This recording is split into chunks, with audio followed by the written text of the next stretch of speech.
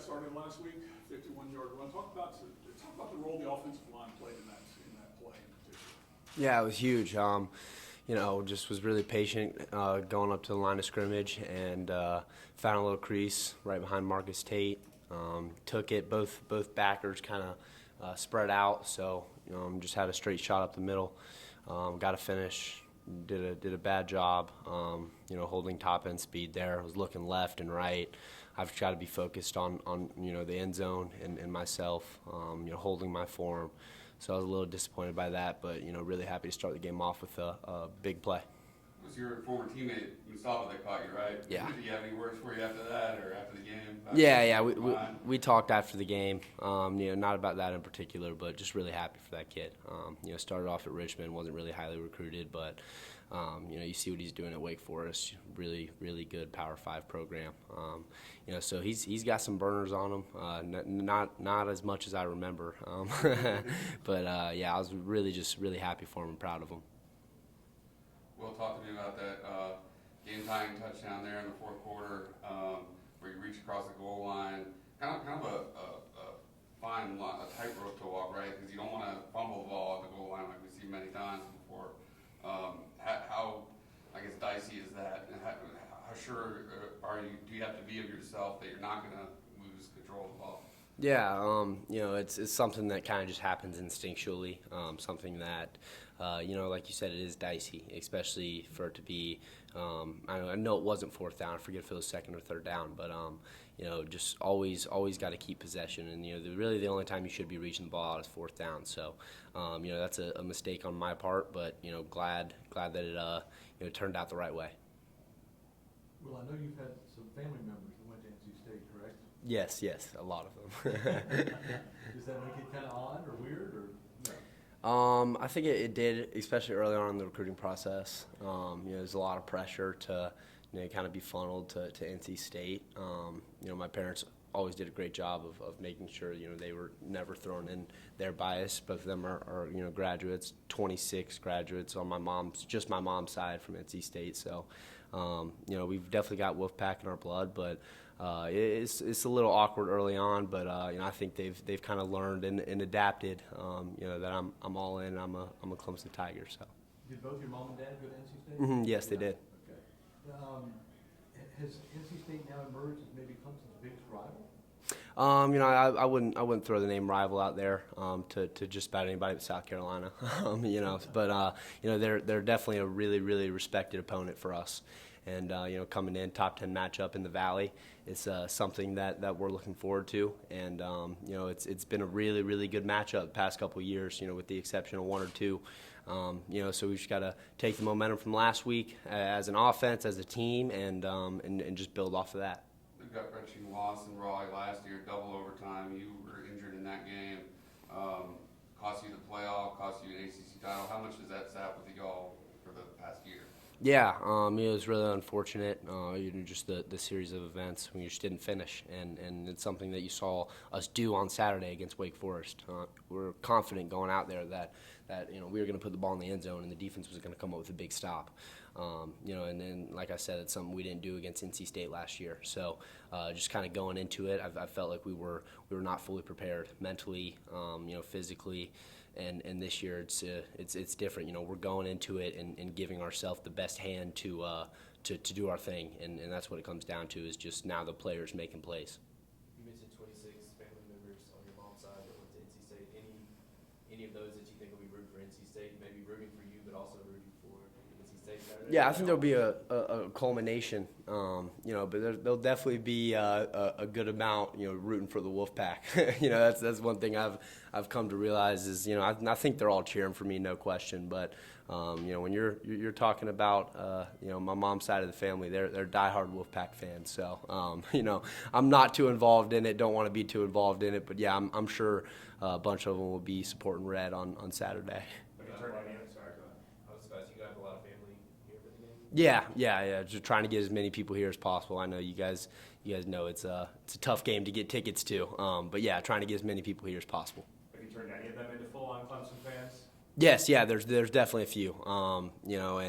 and to be able to flip them to full-on Tiger fans is a great feeling. I kind of feel like the recruiter myself, but no, it's good, and still got all the love for them in the world. That's just who they grew up cheering for. So. Well, you had some pretty strong comments in the preseason about how badly you wanted to see DJ succeed this year. I know it's only 4 games, and that's not a whole season, but how much have you enjoyed watching him have this success and flip the narrative? Yeah, it's just coming to fruition, and nobody deserves it more than 5.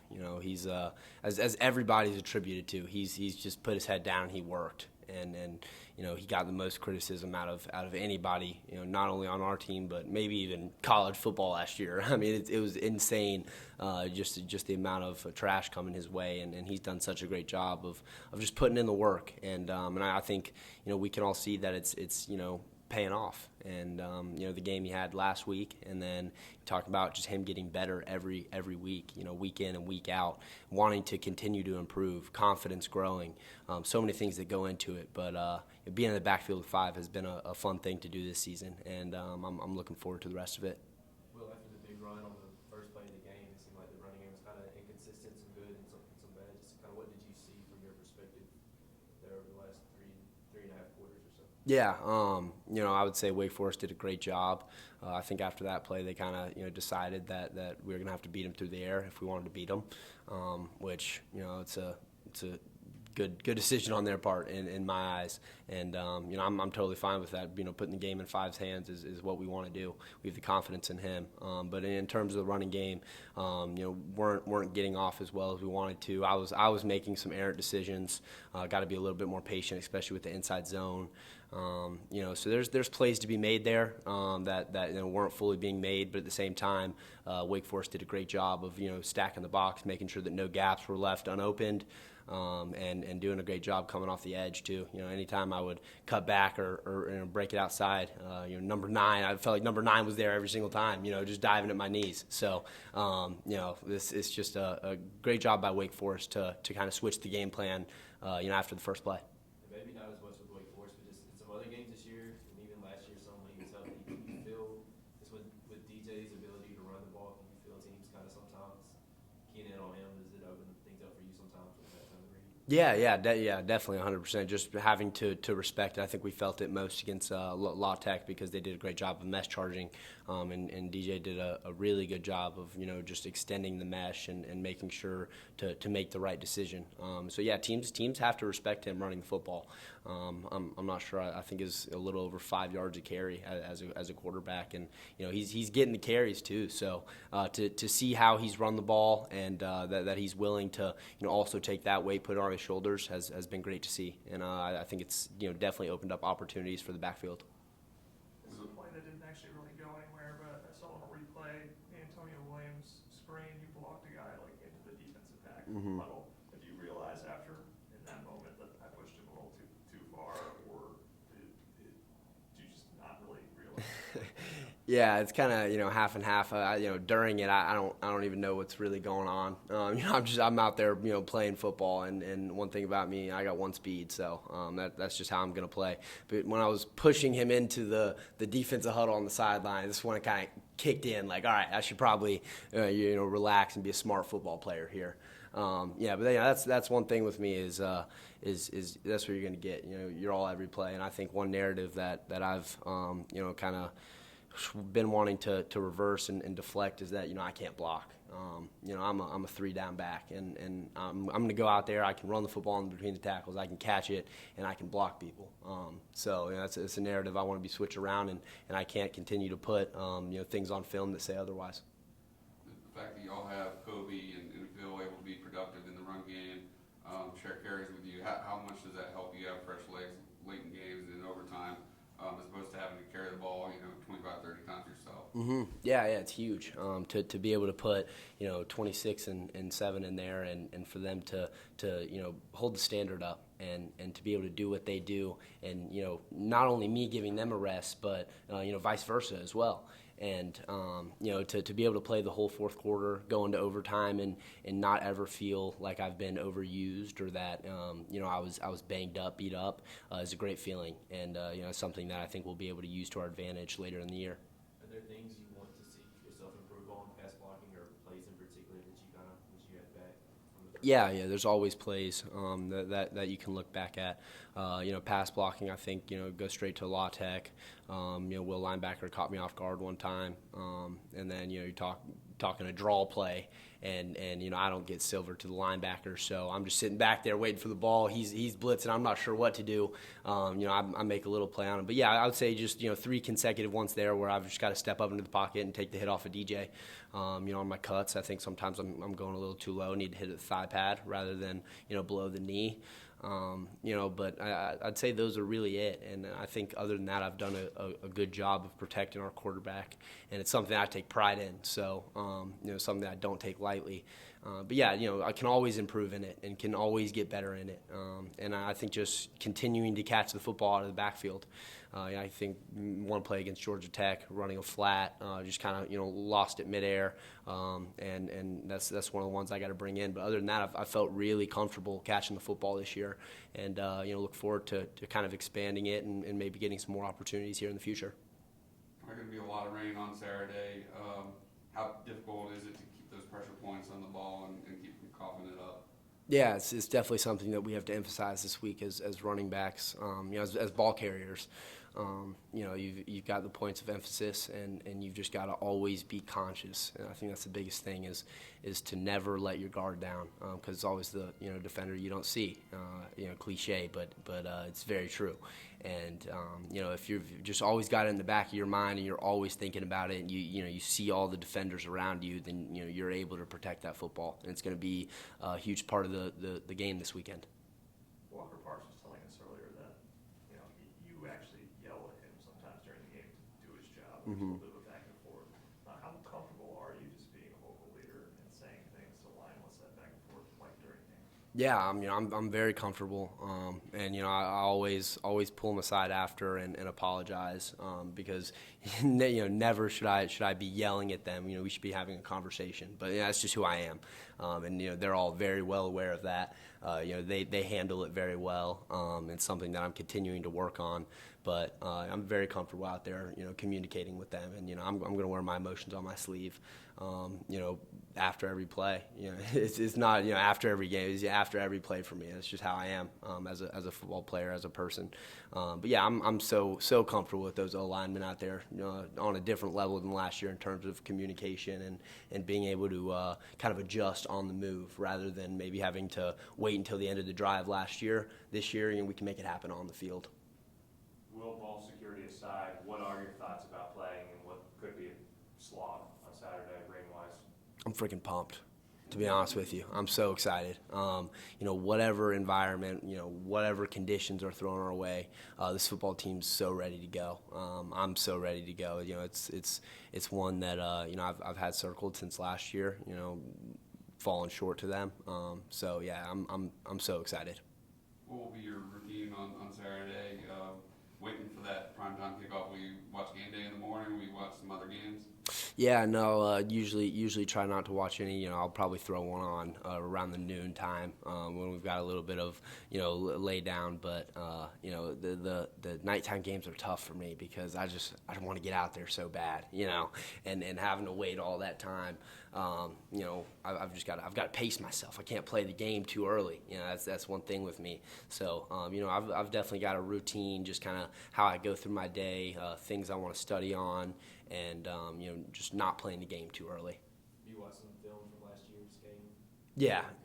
Yeah, I've watched the game. Mm-hmm. Yeah. What's it like kind of going back and seeing, I guess, maybe missed opportunities or maybe things you don't put in? Yeah, it's always a little gut wrenching to see an opportunity that could have changed the outcome of the game, but you maybe missed it. But there's always a positive to that, is that you can switch it around, learn from it, and make that difference this year. So that's truly what I'm looking forward to. And when you talk about that NC State defense, they're aggressive. They're going to get to the ball, all 11 of them, and you've got to be able to make the little plays. The little details are the most important thing. You're going to have to chip away, and then when the opportunity presents itself to be able to bust a big one or make a big play, you got to take it, because it's going to be rare. So I would say just little things like that, but continuing to watch the film, continuing to pick up on different things, and just getting any step forward that we can. And at what point in your recruitment with NC State did you kind of move on from them or kind of cut them? And what were some of those factors? Did it kind of get Yeah, it was pretty late on, just because of all the family ties and because of how many visits, how close I'd gotten with their coaching staff. But if I remember correctly, I think when Des Kitchens kind of left or got fired, whatever the case was, is kind of when my interest in them went away. Coach Kitchens and I's relationship was really, really good, and I think that coaching change is a huge thing, especially when you get closer and closer to your commitment date. So when that happened, kind of veered away from them, but it's all respect. It was a great process with them throughout the whole thing. So nothing but respect for them. So you got a little bit of carpet burn on your arm there. Is that from Saturday? Yeah, it is. Yeah, the turf will get you, I tell you. The turf will get you. Well, it's Paul Journey week. How much has that program meant to you, both in choosing Clemson and going forward with your academic career? Yeah, it's played such a huge role in my time at Clemson thus far. And it's a huge reason why I'm at Clemson right now as well. So just to be so involved and to have all these leadership initiatives, to be able to learn from Jeff Davis and his staff, and just to be able to have the opportunities. Like, me and three of my best friends went to New York in the summer, and worked with the NFL. And no other program can say that they give their student athletes that opportunity. And that's what Paul Journey does, and that's why they're the best program that does that in the country. Was that your first time in New York, or had you been there before? First time, yes. What were your impressions? Definitely won't be moving there or doing that. Actually, knock on wood. I won't say anything like that. But yeah, it was great while we were there. Not sure if I could spend longer than a week there at a time. But yeah, it was a great time, great opportunity. Anything on Zoom for Will? Anything else here? Marcus Tate said you guys enjoyed Hamilton. Yes. Oh my gosh, it was an unbelievable performance. I think he was the biggest fan. He really loved it. Dove into it. Got on the whole soundtrack. I still hear the soundtrack playing in our room sometimes. But yeah, we had a great time.